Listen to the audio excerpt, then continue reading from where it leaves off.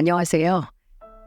제주도 푸른 바다에서 물질을 하는 60대 후반 해녀입니다.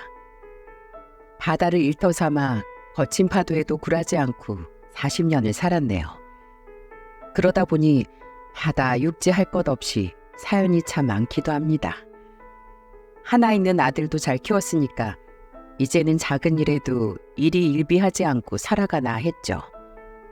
그런데 인생이 왜 이렇게 굴곡지기만 한 건지 몇 달 전 저는 아들 결혼 문제로 골머리 썩는 일이 있었습니다.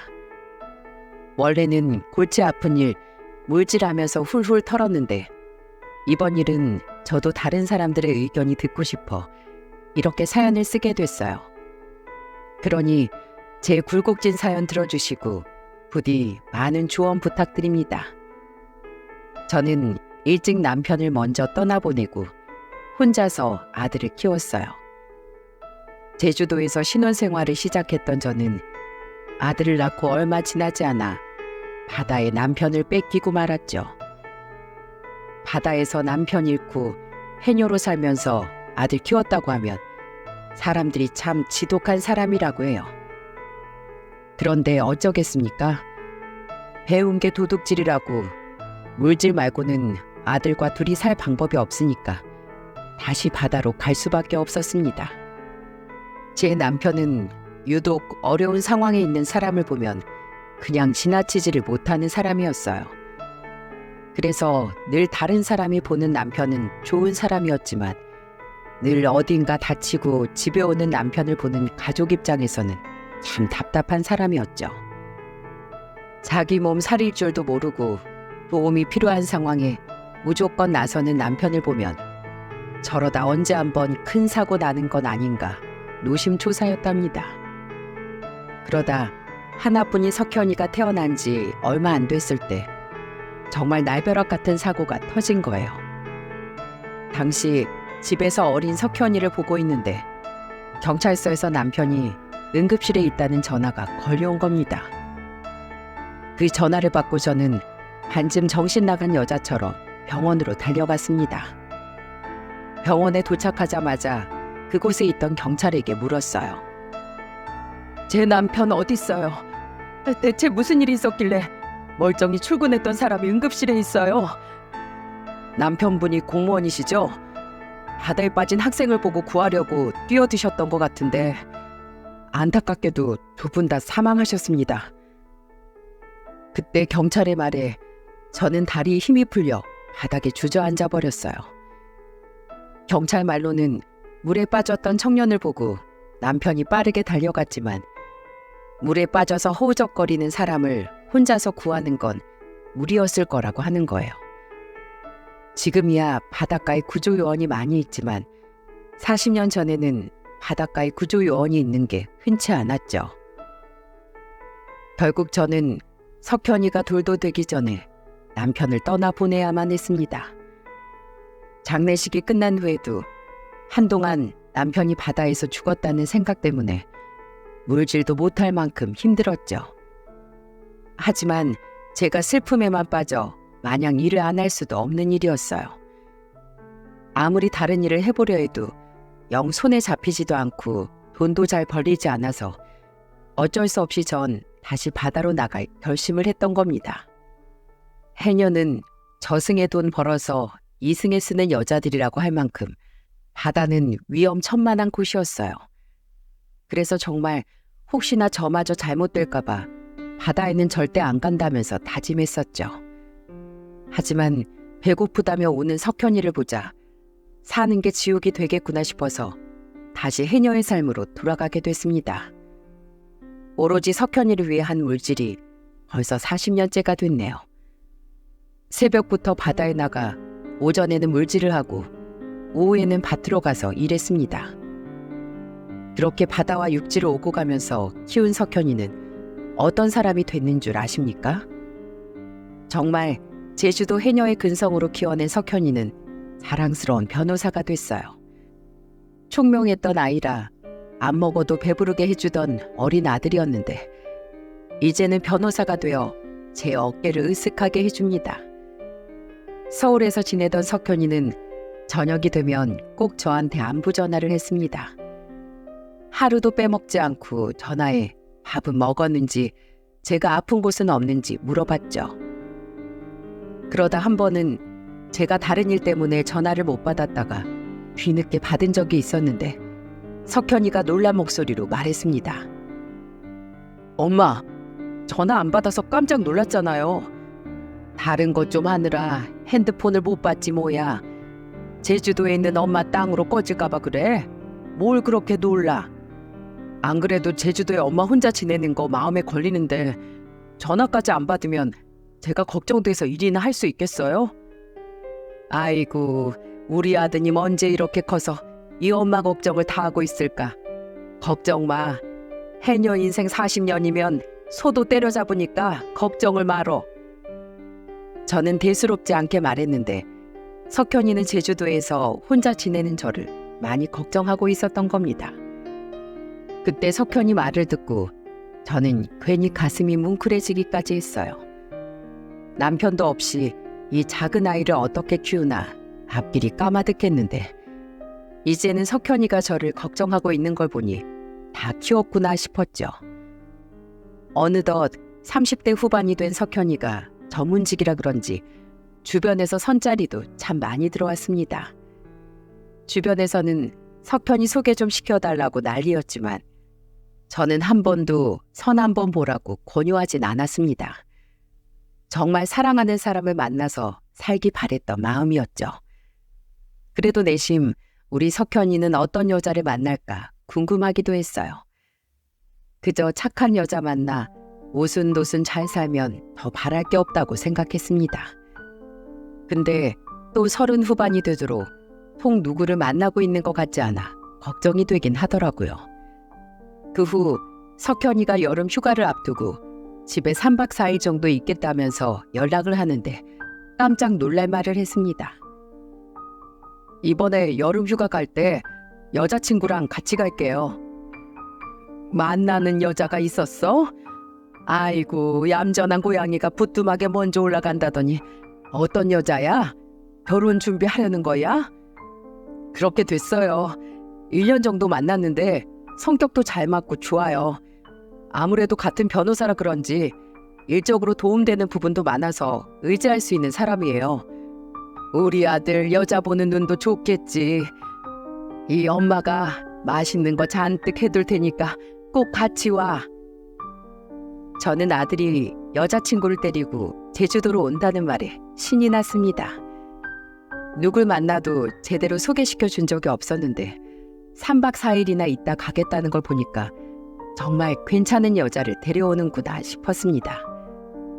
그래서 예비 며느리가 온다는 말에 사내 진미를 준비하면서 오매불망 아들이 오는 날만 손꼽아 기다렸어요. 그렇게 아들과 예비 며느리가 오던 날 들뜬 마음으로 기다렸습니다. 잠시 후 오랜만에 본 아들은 참한 여자와 같이 들어왔죠. 예비 며느리의 첫인상은 단아한 인상이 예쁘장한 얼굴이었습니다. 저를 보자 예비 며느리는 수줍게 인사를 했어요. 안녕하세요. 저는 김수미라고 합니다. 이름도 얼굴처럼 참 예쁘네요. 물 건너오느라 힘들었을 텐데 얼른 같이 들어가요. 저는 아들과 예비 며느리가 배가 고플까봐 미리 준비해둔 밥을 식기 전에 먹이려고 얼른 집으로 데리고 들어갔어요. 그때 제가 차려둔 식탁을 보고 아들은 상다리 휘어지겠다면서 놀랐죠. 그리고 아들은 장난처럼 이런 말을 했습니다. 예비 며느리 온다고 이렇게 준비한 거야? 아들 좀 서운해지려고 그래? 아들의 말에 저와 예비 며느리는 웃음이 터져 나왔어요. 그렇게 아들의 말에 분위기는 한결 편해졌습니다.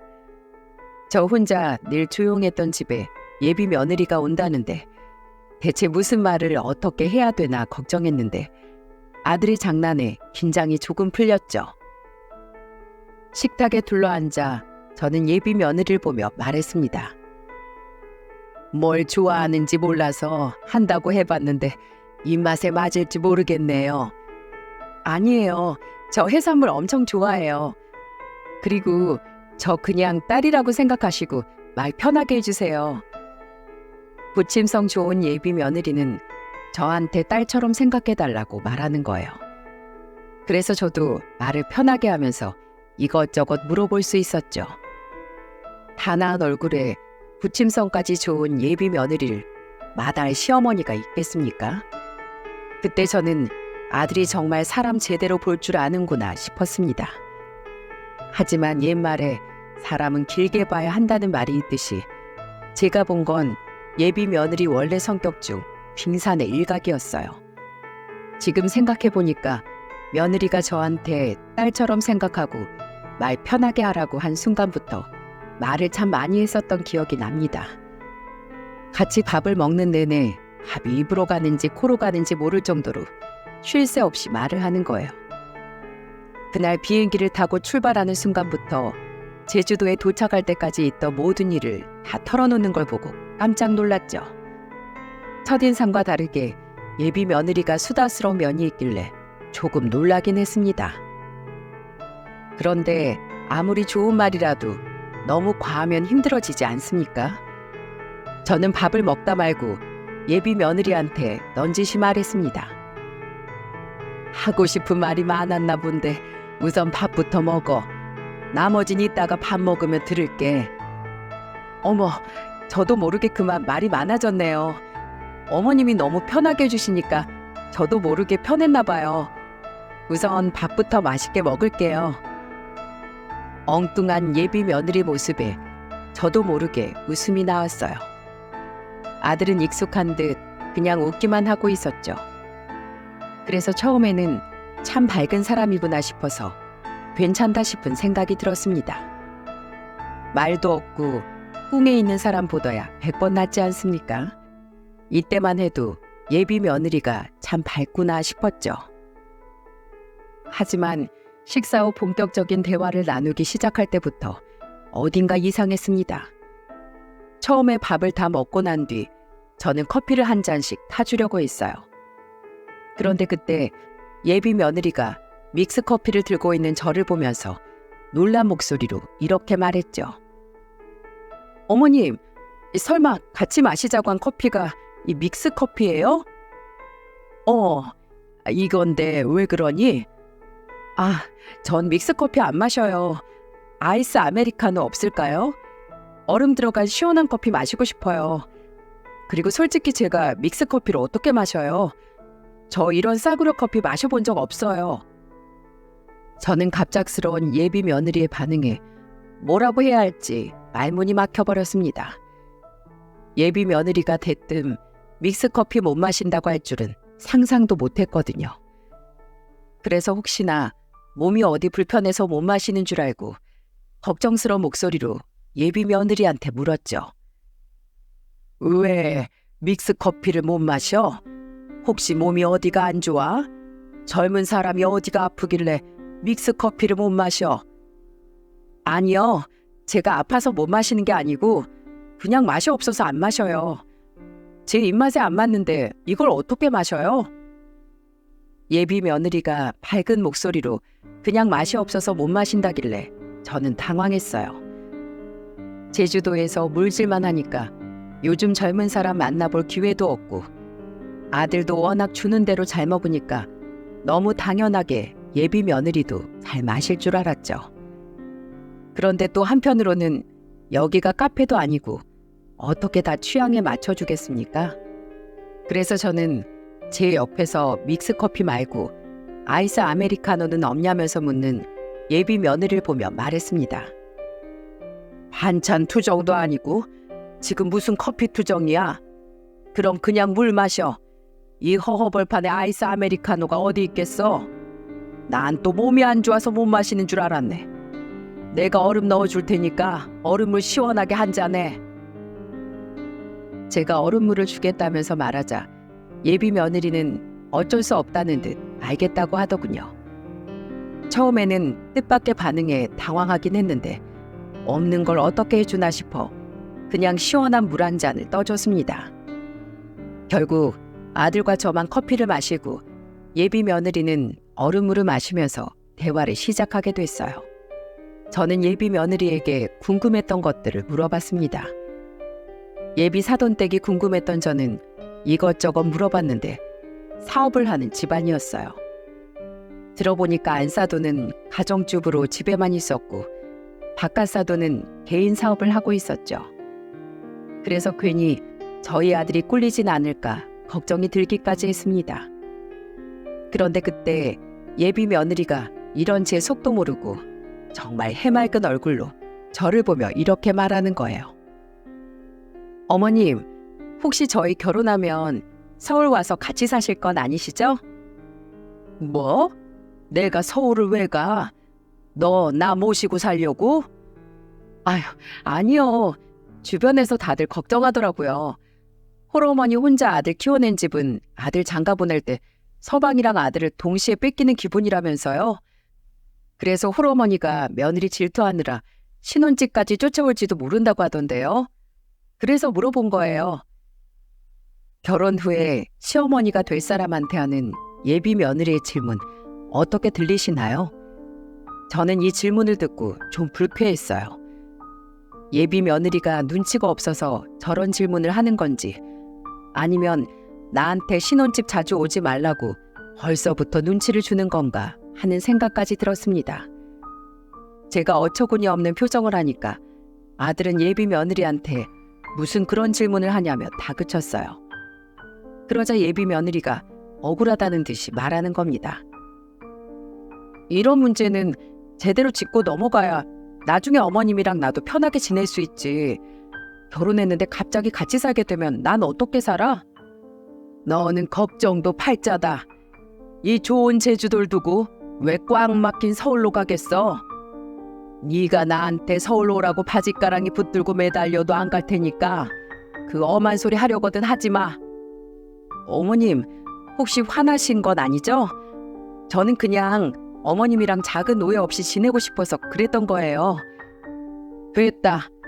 너야말로 서울살이 지쳐내 만회하면서 은근슬쩍 제주도에 눌러앉을 생각 마라. 예비 며느리의 선을 넘는 질문에 저는 기분이 안 좋았습니다. 그래서 예비 며느리한테 저도 모르게 단호한 목소리로 한마디 한 거예요.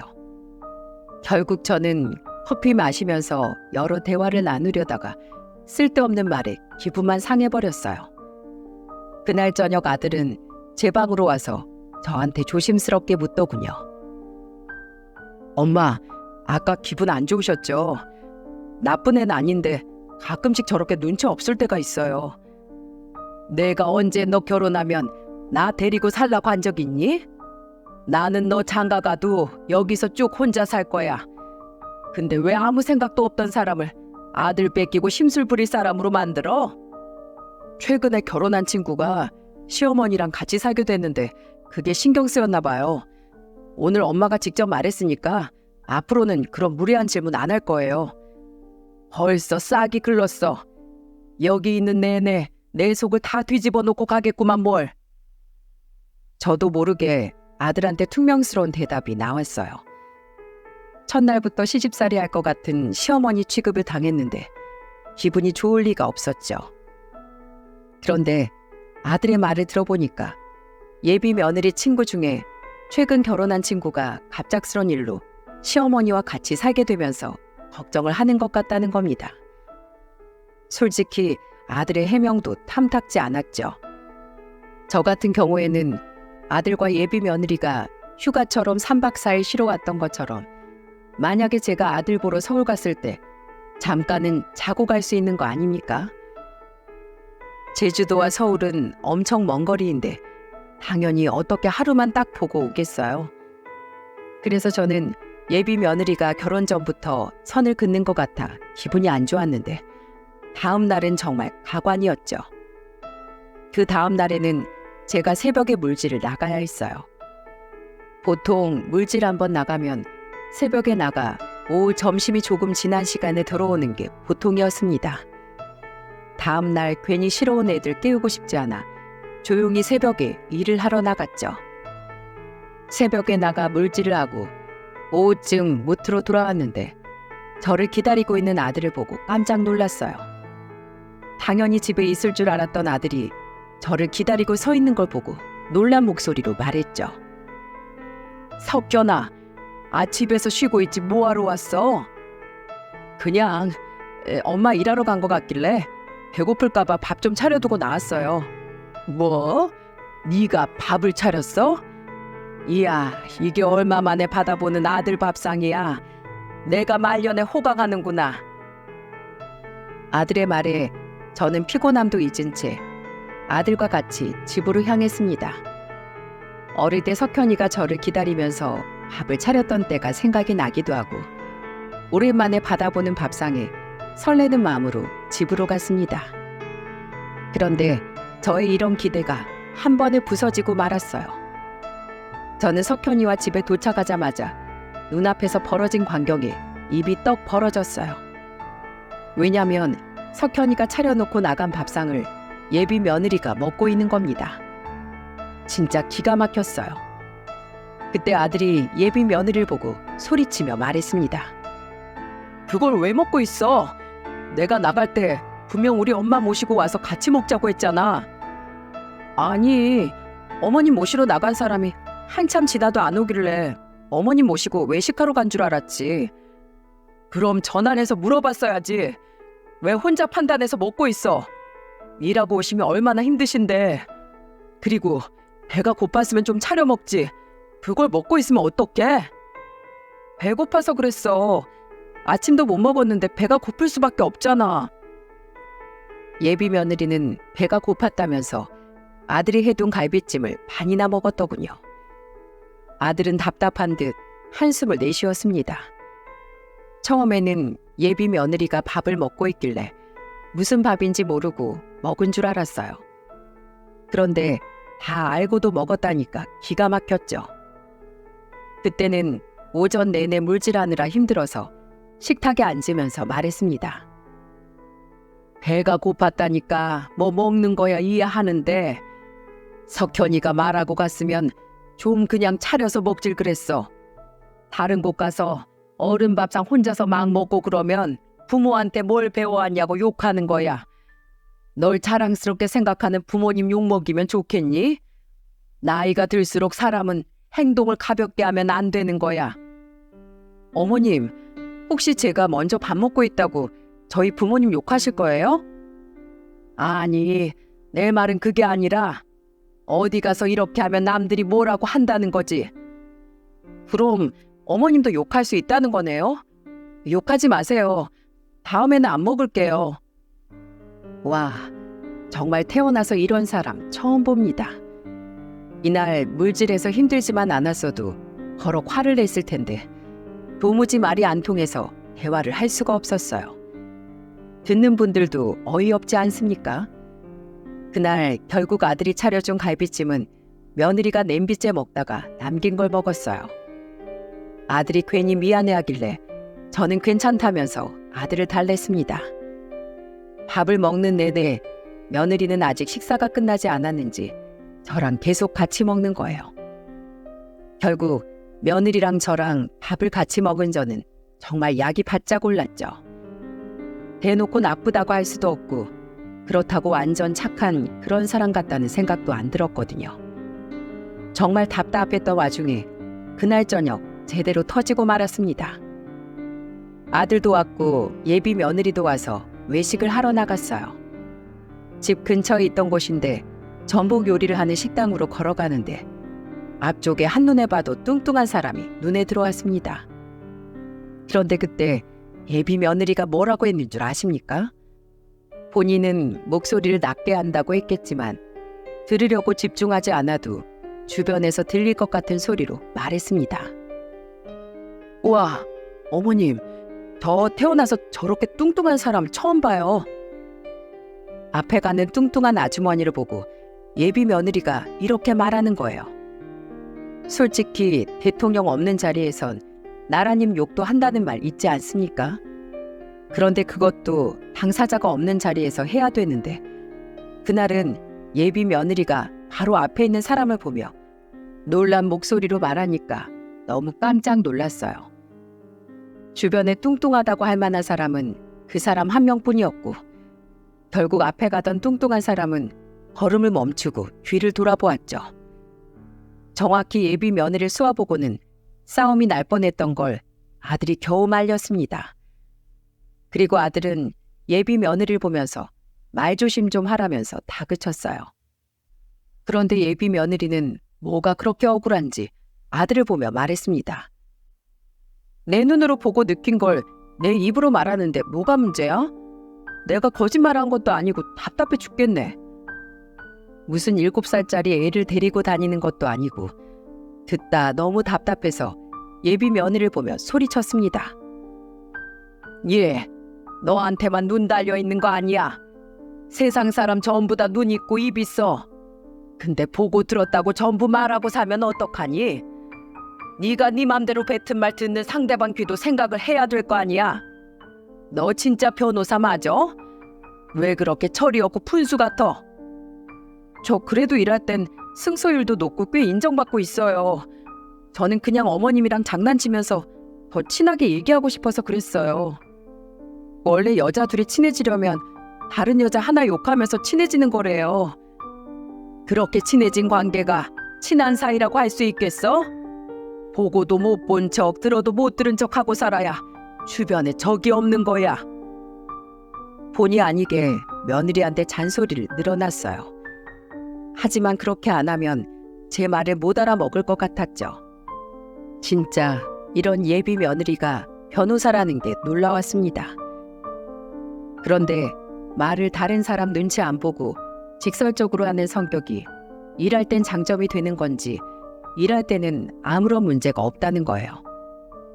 제가 너무 답답해서 아들한테 예비 며느리 일 제대로 하는 거 맞냐면서 물어봤었죠. 사람이 좋은 직업 가지고 있다고 해서 사람의 내면까지 괜찮은 건 아닐 수 있겠구나 싶었습니다. 결국 아들과 예비 며느리가 쉬다가 돌아가는 날, 아들은 곧 날짜를 상의해서 상견례 날짜를 잡을지도 모른다고 말했죠. 저는 아들한테 알겠다며 대답을 하고는 돌려보냈습니다. 아들이 제주도에 왔다 갔는데 이렇게 찜찜한 건 처음이었던 것 같아요. 3박 4일 동안 예비 며느리가 하는 걸 쭉 봤는데 아들이 과연 잘 살 수 있을까 의문이었죠. 그래도 아들이 좋다는데 제가 말릴 힘이 없었어요. 그래서 결국 상견례까지 하게 됐습니다. 상견례 장소가 서울이라 저는 하루 전에 미리 아들 집에 도착해 있었어요. 그리고 다음 날 아들과 같이 상견례 장소로 향했죠. 원래 성격이 한 번 시간이 정해지면 미리 도착해 있는 편이라 아들과 같이 10분 전에 도착해 있었어요. 그런데 시간이 20분이 지나도록 예비 며느리와 사돈 부부가 올 생각을 안 하는 겁니다. 그래서 아들이 계속해서 전화를 했고 잠시 뒤 예비 며느리와 사돈 부부가 약속 장소에 도착했어요. 그런데 어쩜 그렇게 뻔뻔한지 웃으면서 들어오더니 안사돈이 이렇게 말하는 겁니다. 어머, 저희가 좀 늦었죠? 원래 학교 다닐 때도 가까이 사는 애들이 더 자주 지각한다잖아요. 죄송해요. 정말 미안한 게 맞긴 한 건지 안사돈은 화난 얼굴로 사과를 하더라고요. 그때 예비 며느리가 누구를 닮았나 싶었는데 안사돈을 빼다 박았구나 싶었습니다. 그런데 그때 같이 들어오던 사돈 처녀가 안사돈을 보며 날카롭게 말했어요. 엄마, 진짜 하나도 안 미안해 보여. 이럴 땐 그냥 좀 미안하다는 말만 하면 깔끔하잖아. 넌 꼭 여기까지 와서 잔소리하고 싶어? 내가 답답해서 그래. 상견례에서 누가 그런 말을 해? 예비 사돈댁을 보니 사돈 처녀는 딱 봐도 이런 적이 한두 번이 아니라는 듯 말하고 있었죠. 시작부터 삐걱거리는 상견례 시작이 안 좋다고 느꼈습니다. 그런데 그 이후부터 예비 사돈 부부 실체를 보고 정말 한숨만 나왔어요. 원래 약속 시간보다 30분이 지나고 모두 다 같이 자리에 앉아 바깥 사돈은 저를 보며 말했습니다. 사별하시고 혼자 아들 키우셨다고 들었는데 아들 정말 잘 키우셨어요. 제가 해준 게 뭐가 있겠어요. 석현이가 워낙 공부를 잘했던 애라서 다행이었죠. 부모님을 안 닮아서 사이가 다행인 건가요? 아, 근데 사돈 고등학교는 졸업하신 거 맞죠? 저희가 워낙 학벌에 민감해서요. 그때 바깥사돈의 갑작스런 질문에 저는 마치 상견례 자리가 아니라 면접이라도 보러 온 줄 알았어요. 갑자기 고등학교 졸업은 했냐고 묻길래 기분이 상해 저도 쏘아붙이듯 말했습니다. 아, 며느리가 누굴 닮았나 했는데 아주 판박이시네요. 떠오르는 대로 모두 터놓는데 그게 집안 내력인가 보네요. 요즘 자기 주장 잘하는 사람이 이긴다던데 사돈이랑 며느리는 어딜 가도 이기시겠어요? 그게 서로 더 편할 수 있죠. 우선 식사부터 하세요.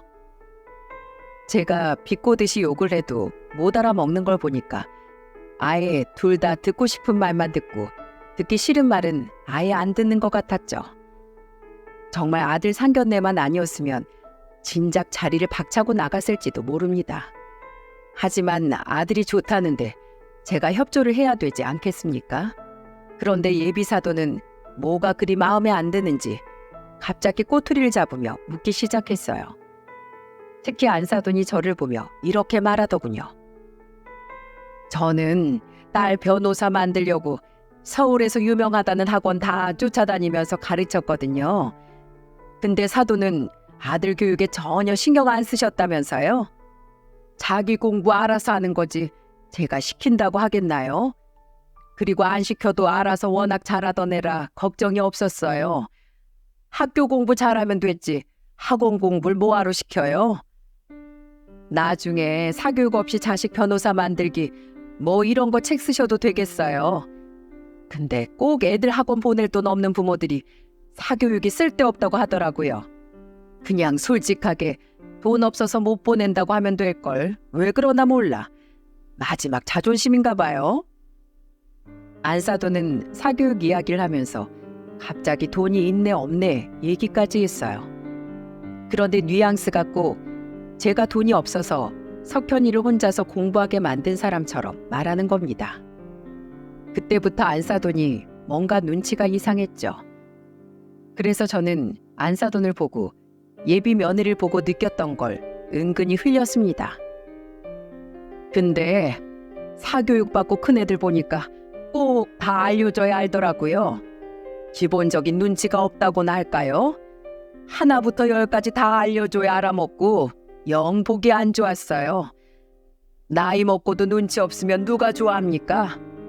옳고 그른 게 뭔지 직접 눈치껏 배워야 하는데 그걸 못해서 좀 바보 같던데요. 사돈, 지금 누굴 보고 말씀하시는 거예요? 설마 우리 딸 보고 말하시는 거예요? 어머, 아닙니다. 왜요? 며느리 될 애가 눈치가 좀 없나요? 막 눈앞에 뚱뚱한 사람이 있으면 뚱뚱하다고 말해버리고 그래요? 누가 그래요? 제 딸은 안 그래요. 제 말에 안사돈은 당황해 보였고 그때 옆에 있던 사돈 처녀가 예비 며느리를 보며 말했습니다. 눈치 없는 사람 완전 언니 아니야? 언니 맨날 그런 막말하고 다니다가 여기저기서 싸움 날 뻔하잖아. 와, 어릴 때부터 학원을 그렇게 많이 다녀서 이렇게 됐나 봐.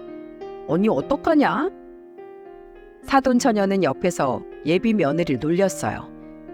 왠지 둘이 앙숙 같다는 느낌이 들었죠. 안사돈이 계속 저와 아들을 무시하는 것 같아 한 방 먹이려던 건데 사돈 처녀 덕분에 제대로 한 방 먹였네요. 그때 아들 표정을 보니까 점점 안 좋아지는 것 같았죠.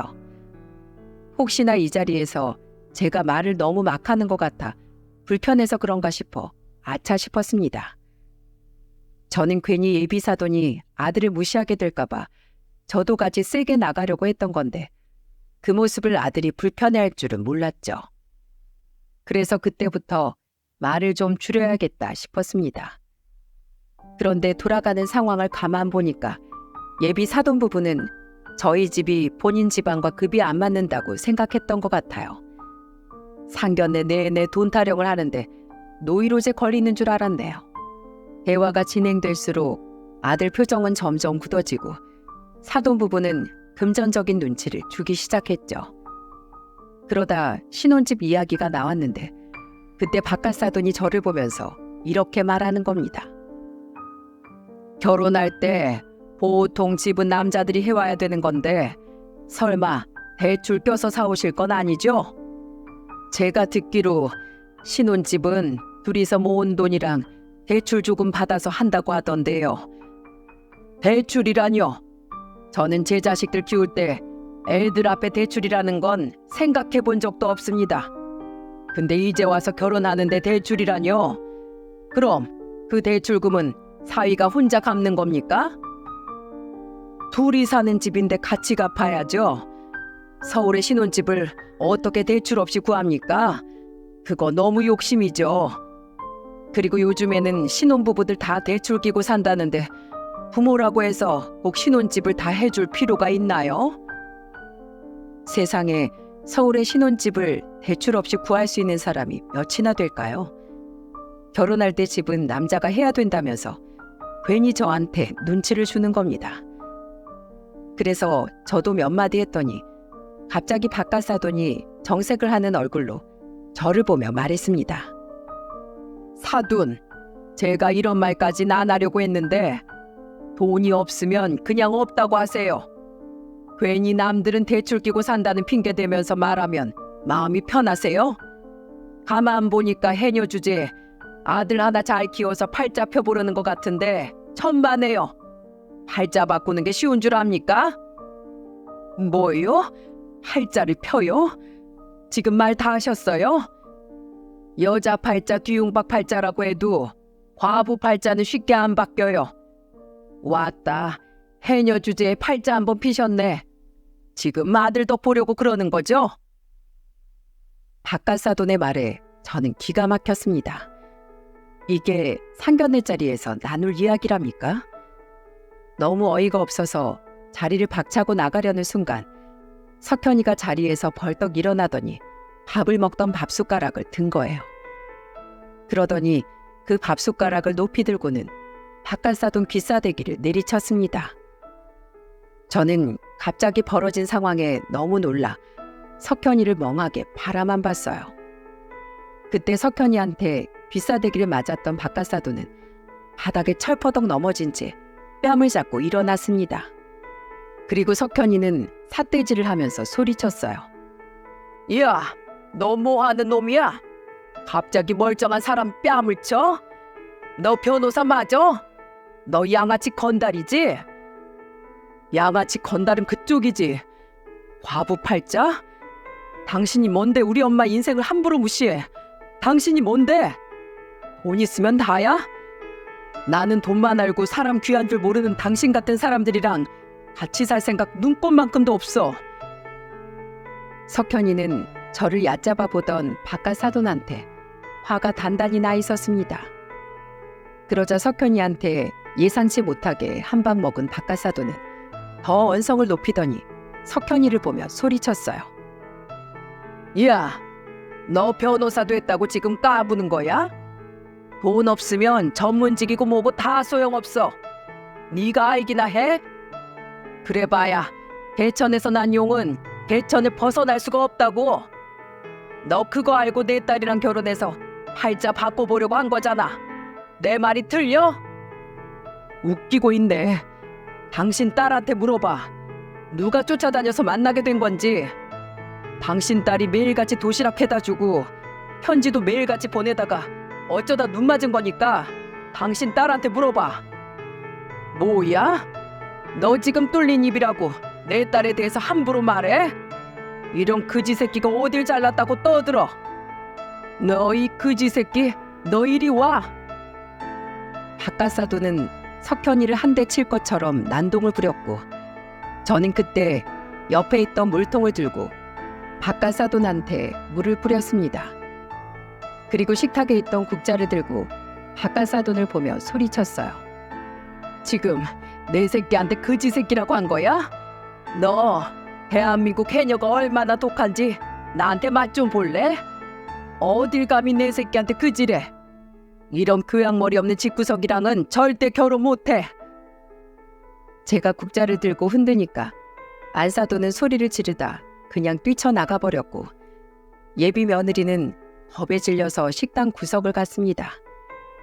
그리고 사돈 처녀는 바깥 사돈을 잡고는 저한테 짧은 사과만 하고 끌고 밖으로 나가버렸어요.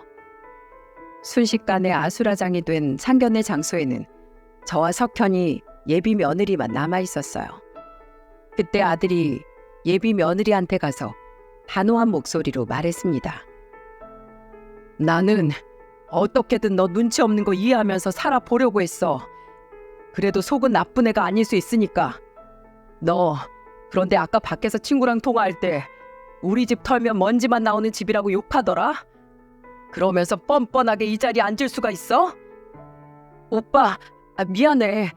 친구랑 통화하다가 나도 모르게 나온 말이야. 표현이 좀 듣기 거부겠지. 이해 좀 해줘, 한 번만. 아니, 나는 너도 이해 못하고 너희 집안도 모조리 다 싫어. 너 다신 연락하지 마. 석현이가 단호하게 말하고 나가려 하자 예비 며느리는 갑자기 다리를 붙들고 매달렸습니다. 그러더니 제발 자기를 버리지 말라면서 말했어요.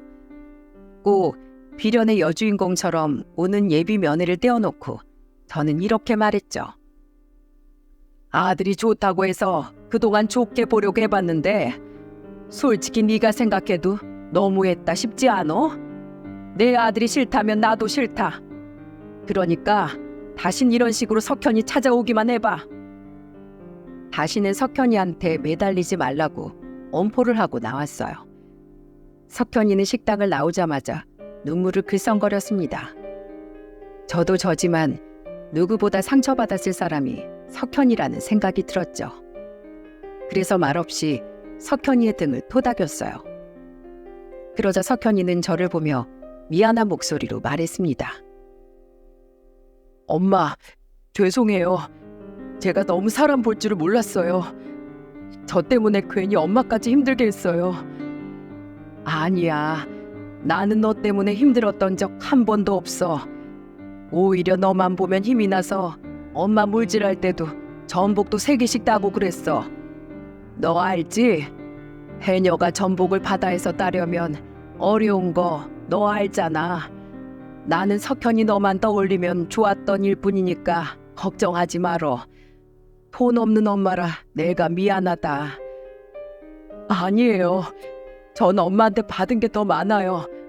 그리고 제가 정말 사랑해요, 엄마. 그날 저와 석현이는 서로를 안아주면서 위로를 해줬습니다. 저는 항상 석현이가 알아서 잘한다고 생각했는데 이제 생각해보니 석현이는 제가 기뻐하는 모습이 좋아서 더 열심히 공부만 하려 했다는 생각이 들었어요. 끝까지 엄마한테 미안하기만 하던 석현이와 저는 같이 삼겹살에 소주를 한 잔씩 하면서 그날의 상처를 털었습니다. 그리고 석현이는 술을 마시다 저를 보며 이렇게 말했어요. 엄마, 앞으로 저 누구 만나면 다 엄마가 직접 보고 합격인지 아닌지 말해주세요. 난 이제 날 못 믿겠어요. 변호사님이 그렇게 말하면 지나가는 사람들이 다 웃네요. 그날 저는 석현이와 오랜만에 아무 걱정 없이 웃었던 것 같아요. 그리고 그 후 석현이는 예비 며느리와 헤어지기로 했다고 했죠. 저는 잘 됐다 싶었습니다. 평생 같이 살아야 할 인생의 동반자를 고르는 일인데 번갯불에 콩 볶듯이 구할 수 있겠습니까? 이혼보다는 파혼이 낫다고 저는 잘했다고 했죠. 그리고 제주도로 돌아가서 저는 변함없이 물질도 하고 오후에는 밭일도 하면서 지냈습니다. 그런데 한 번은 모르는 번호로 전화가 왔길래 받아보니까 예비 며느리인 거예요. 예비 며느리는 울먹이는 목소리로 이렇게 말했습니다. 어머님, 죄송해요. 정말 전화 안 하려고 했는데 오빠가 계속 제 전화를 안 받아서 이렇게 전화드렸어요. 저 정말 반성 많이 했고요. 이제는 제 문제가 뭔지 알았어요. 그러니까 제발 오빠 마음 좀 돌려주실 수 없을까요? 솔직히 저는 억울해요. 대체 네가 뭐가 억울하니? 그리고 네가 뭘 반성했다는 거야? 정말 반성했으면 이렇게 전화도 못할 텐데 여기가 어디라고 전화야? 네? 아, 그게 제가 눈치도 없고 또 믹스 커피를 싫어하고. 정신 좀 차려라 정말. 너는 그 생각머리가 잘못된 거야. 뒤에서는 먼지 한 톨 안 나오는 집이라고 욕해놓고 이제 와서 잘못했다고? 나는 너처럼 개념 없는 며느리 딱 싫으니까 다시는 연락하지 마라.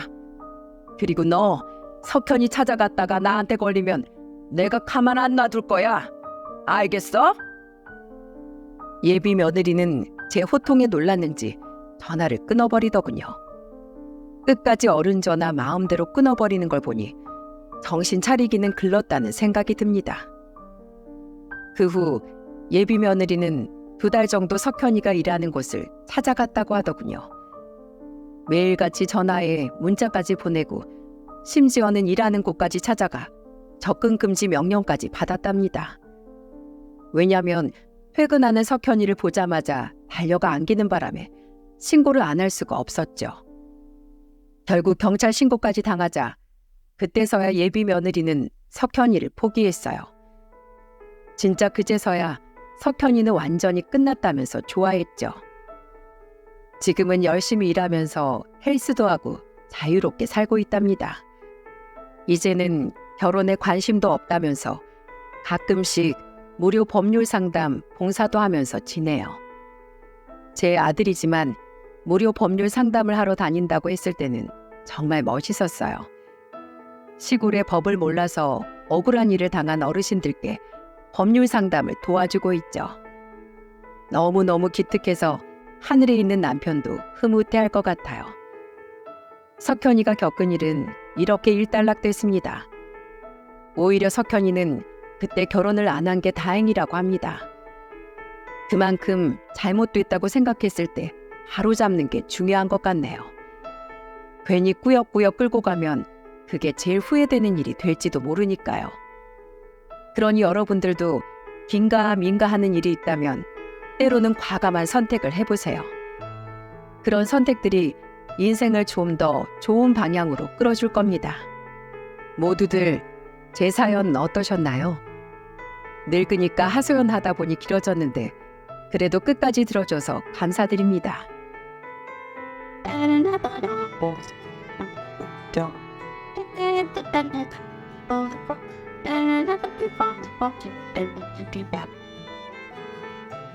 Yeah.